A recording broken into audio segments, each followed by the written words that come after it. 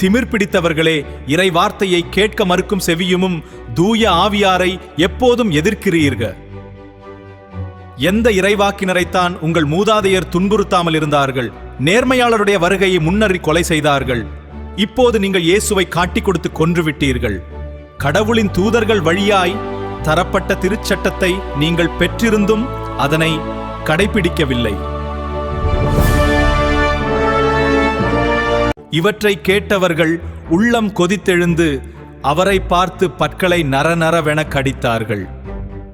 அவரோ தூய ஆவியின் வல்லமையை நிறைவாய் பெற்றினார். அப்போது கடவுளின் மாட்சியையும் அவர் வலப்பக்கத்தில் இயேசு நிற்பதையும் கண்டு, இதோ வானம் திறந்திருப்பதையும் மானிட மகன் கடவுளது வலப்பக்கத்தில் நிற்பதையேன் என்று கூறினார்.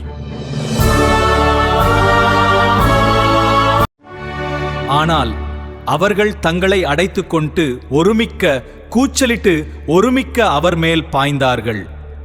நகரத்திற்கு வெளியே இழுத்து கொண்டு போய் சாட்சிகள் சவுல் எனும் இளைகளை சவுல் எனும் இளைஞரிடம் ஒப்படைத்தார்கள். அவர்கள் ஸ்தேவான் மீது கல்லெறிந்த போது அவர், ஆண்டவராகிய இயேசுவே, எனது ஆவியை ஏற்றுக்கொள்ளும் என்று வேண்டிக் கொண்டார். பின்பு முழந்தாள் படியிட்டு உரத்த குரலில், ஆண்டவரே, இந்த பாவத்தை இவர்கள் மேல் சுமத்தாதேயும். ஸ்தேவானை கொலை செய்வதற்கு சவுலும் உடன்பட்டிருந்தார்.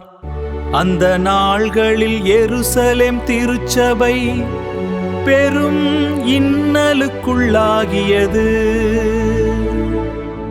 திருத்தூதர்களைத் தவிர மற்யூதேயா சமாரியாவின் நாட்டுப்புறம் எங்கும் சிதறடிக்கப்பட்டு போயினர்.